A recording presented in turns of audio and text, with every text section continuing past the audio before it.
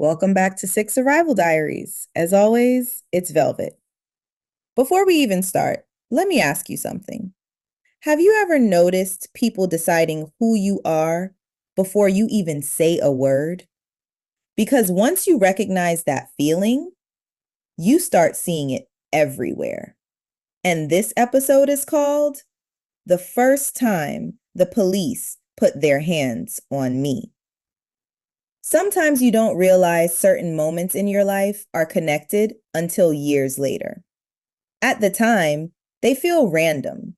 A weird interaction at the mall, a cop being unnecessarily aggressive, teachers treating you differently, security following you around stores for no reason. But eventually, you stop seeing isolated moments. You start seeing the pattern. And honestly, that's what this story is really about. The first time I understood that suspicion follows some people differently. Back in the early 2000s, I had a friend. We'll call her Sarah. Sarah was white, fearless, and moved through life like consequences were optional. And one thing about Sarah, she shoplifted constantly. Meanwhile, me, I thought she was absolutely out of her mind. Because where I come from, getting caught stealing doesn't turn into some funny little story you laugh about later. It becomes charges, embarrassment, problems that stick to your name. So one day she asked me to come downtown with her. And my first answer was, absolutely not. I told her straight up, I'm a Black woman. That's not a game I get to play. But part of me still wanted to see it for myself. So I went. We get downtown Toronto, busy as hell, and walk into the first store together before splitting up. And almost immediately, I feel it. That shift. Within seconds. Hi, can I help you? Looking for anything? Need another size? Too attentive. Too close. Meanwhile, Sarah, completely invisible, just floating around the store untouched. Every move I made, somebody suddenly appeared nearby, watching without watching. At one point, I stopped moving altogether just to test it. And sure enough, they stopped too. That's when something clicked in my chest. Because now it wasn't paranoia. It was confirmation. Second store, same thing. And from across the store, I catch Sarah casually slipping merchandise into her bag like she's grocery shopping.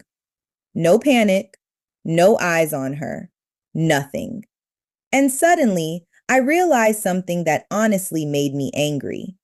The actual thief was free, and the person being treated like a criminal was me. By the third store, my nerves were completely shot. I walk in, and almost immediately, security positions themselves near the entrance. Not obvious enough to complain about, but obvious enough to feel. I pick up one item and instantly hear, "Ma'am, I can hold that for you at the front." Now let me tell you something. That wasn't customer service. That was a warning. So I put the item down and walked right back out. And Sarah, still inside, still stealing, still untouched. Afterward, we end up at Tim Hortons, and she starts emptying her bag onto the table. Makeup, perfume, clothes, a full haul. Then she laughs and goes, "See? Easy." So I asked her, "You really think they weren't watching you?" And without even hesitating, she says, "They were watching you." Just like that. No shame, no awkwardness. Like it was the most obvious thing in the world. And honestly, that moment stayed with me for years. Because deep down, it didn't feel new. It felt familiar. That feeling started long before the Eaton Center. Back in the late 80s, I was maybe 8 or 9 years old, living near Albion Road in Etobicoke. One day, two Toronto police cruisers pull up fast. Officers jump out immediately. Nearby, there's a group of young black boys standing around, and almost instantly, police start roughing them up, pushing them, searching them, yelling at them. Even as a kid, something inside me knew, this doesn't look right. So I asked, why are you beating them up? One officer snaps back, hey, little girl, scram. But I asked again. And suddenly, this officer grabs my shirt and tells me, go home. Now, maybe another kid would have run off scared, but me? I already had a mouth on me back then. So I turned dismissively like, whatever. And this grown man kicked me so hard, I nearly hit the ground.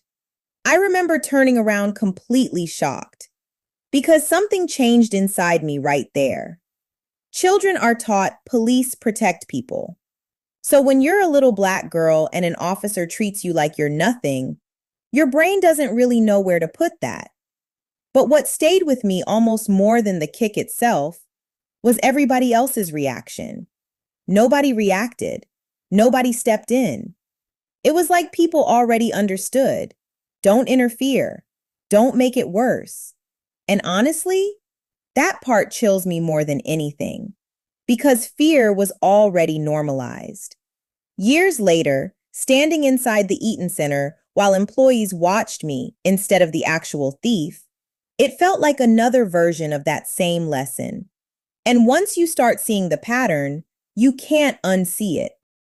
Lately, conversations around policing have become impossible to ignore. Corruption cases, viral videos, officers publicly exposed.